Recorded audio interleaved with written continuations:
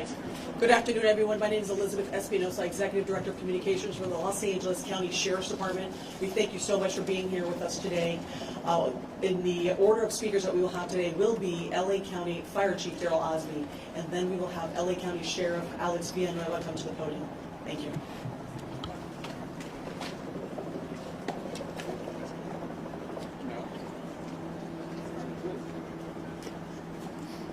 Let's go live with Chief Daryl Osby of the County Fire Department.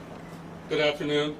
My name is Daryl Osby, and I'm the Fire Chief of the Los Angeles County Fire Department. I want to thank you for coming here to today's briefing of the Willow incident. Today, shortly before 10 o'clock at 9:47 a.m., the Los Angeles County Fire Department received a 911 call of a potential helicopter down in a brush fire at the intersection of Los Virgenes Road and Willow Glen Street in the city of Calabasas in unincorporated Los Angeles County. Upon arrival, our firefighters discovered approximately a quarter-acre brush fire that resulted from a crash on the hillside. The Los Angeles County Fire Department initial response was 15 pieces of apparatus and 56 personnel that consisted of paramedics, engine company, heavy rescue, truck company, hand crews, and aircraft, and a chief officer to oversee the incident. Upon arrival, during the incident, and upon arrival of the Sheriff's Department, our two respective departments entered into unified command to handle this incident. Our firefighters on scene indicated that there was a debris field in steep terrain with a quarter-acre brush fire that was occurring at the time. Our firefighters hiked in to the accident site with their medical equipment and hose lines to extinguish the stubborn fire, as it included the brush fire, debris from a helicopter, and the fire also included magnesium, which is very hard for our firefighters to extinguish because magnesium reacts with oxygen and water. In addition to our firefighters hiking into the incident, we had one helicopter flying to the incident with firefighter paramedics on board. Those paramedics were hoisted down to the incident early into the incident. They did a search of the area for survivors. Unfortunately, all the survivors on board were determined to have been perished. Firefighters and hand crews worked to extinguish the fire while carefully preserving the incident for investigation. Currently, this investigation is still ongoing. I would like to turn this over to my sheriff to continue the press briefing.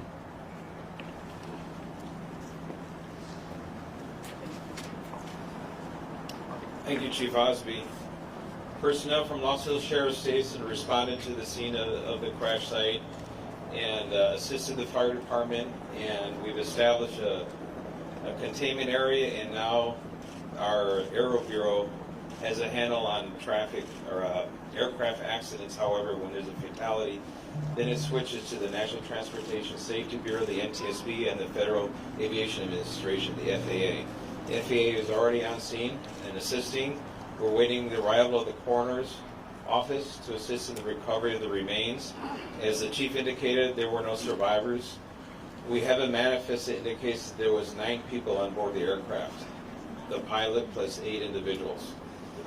There is wide speculation of who the identities are. However, it is entirely inappropriate right now to identify anyone by name until the coroner has made the identification through their very deliberative process, and they've made notifications to next of kin. And it'd be extremely disrespectful to understand that your loved one was perished and you learn about it from TMZ. That is just wholly inappropriate, so we're not going to be going there. We're going to wait till the coroner does their job, and we're assisting the families of those who believe they've been impacted, and it's a tough process. And our hope goes out to all of the members who were on board, all the family of everyone who was on board this aircraft, and God bless their souls. So at this point in time, we have nothing that we can add until the coroner does their job. and we'll be making those notifications when we have the information and we know the next of kin have been notified, then we can release the information publicly. And you'll be notified in subsequent announcements. Sheriff, there's if the one manifest thing you says can 9 and 4, confirm. does that Do we mean there were have a 9 bodies? confirmation actually of 9 bodies there at the scene? That is our belief, yes. So we realize at this point there are so many questions. There's a lot of information out there, and again, we understand. There's a lot of information that's floating, but we certainly have a responsibility and an obligation, out of respect, of course, for the families. And this is a very difficult time for us all, for the city. We have the mayor here of Calabasas, also city.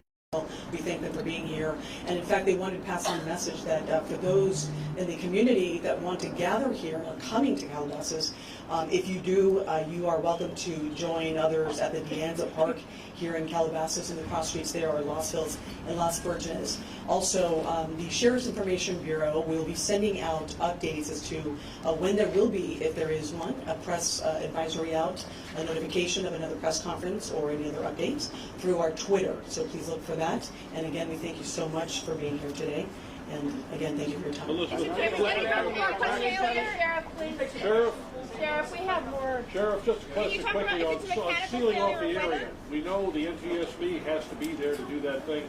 Is the public going to be able to get anywhere nearby, or is the stretch of Las Virgenes going to be shut down for an indeterminate period of time? It remains shut down for an infinite. Is it How really big of an area? Any idea? Still on Enough site? to keep it. Can you confirm there was heavy fog in the area? That's Daryl being